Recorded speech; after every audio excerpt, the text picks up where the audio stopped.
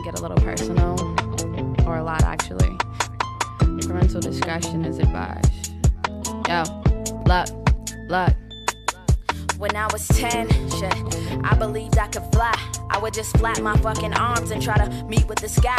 And in my mind I'd envision that I was speaking with God. And then I'd chop his fucking fist off and beat him with mine. But this is just a fucking portion of the war with my mind. So I'ma take you fuckers back and through the vortex of time. When I was 7, envision me at the bottom of stairs. And I solemnly swear that this is the truth, no fallacy here. See, I was young, man, I was just a toddler kid. And he wasn't the first to successfully try what he did. He took me to the basement, and after the lights had been cut, he whipped it out inside of mine and forced his cock through my guts. See, it was weird because I felt like I was losing my mind. And then it happened like millions of times. And I would swear that I would tell, but they would think I was mine. And now the power that he held was like a beacon to mine. So now I got used to it, I put up with the shit. And now my hate was so volcanically eruptive and shit. But this is nothing, cause I guess he told his friend what he do, and they ate it up. Shit, I was like a buffet for two. And then it happened in a home where every fucking one knew.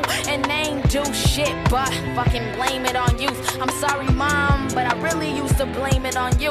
But even you, by then, wouldn't know what to do. And now it happens so often that he was getting particular. And I'm more scared every time. Word to my speed and ventricular. One night he came home and I was asleep in my bed. He climbed on top of me and forced himself between my legs. He told me, "Hey Ray, I see you like them popsicle sticks. So put your mouth on my dick and suck and swallow the spit." And I was confused, but I was scared, so I did what he said. I had no idea the effect it would have on my head. My heart was pumping, it was thumping with like tons of my fear. Imagine being 7, seeing cum in your underwear. I know it's nasty, but sometimes I'd even bleed from my butt. Disgusting, right? Now, let that feeling ring through your guts. I thought of offing myself, I thought of killing these niggas. Wanted to take a fucking brick and push their teeth through their liver. Wanted to smash the fucking world and burn its leftover parts. Wanted to rip it out and just fucking step on my heart. Then I grew up and I wasn't within the reach of these men, but that didn't keep me out the motherfucking reach of my sin.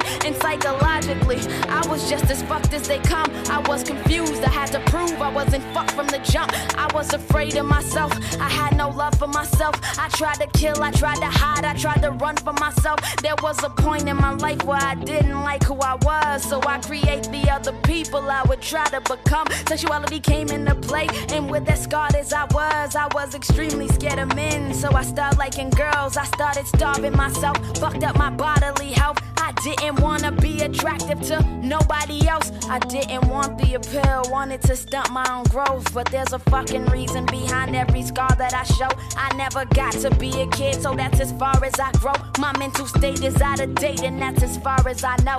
My biggest problem was fear, and what being fearful could do. It made me run, it made me hide, it made me scared of the truth. I'm not deranged anymore, I'm not the same anymore. I mean, I'm sane, but I'm insane, but not the same as before. I had to deal with my shit, I had to look at my truth. To understand that to grow, you gotta look at your roots. I had to cut off the dead, I had to make myself proud. And I'm just standing, living, breathing proof. Look at me now, I made it through everything. I made you look like a clown. I'm fucking great, can't fucking hate you, nigga. Look at me now. And I'm just saying this to tell you there's a way from the ground. The makings of a legend are often hidden in trials. So just be strong and just move on and just accept what you can, because it makes your story better when you read it the end.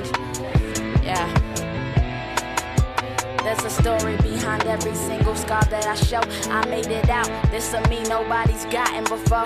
I had to open my wounds, I had to bleed till I stopped it. Thanks for joining me here. As I cleaned out my closet, I said I opened my wounds. I had to bleed till I stopped it. Thanks for joining me here.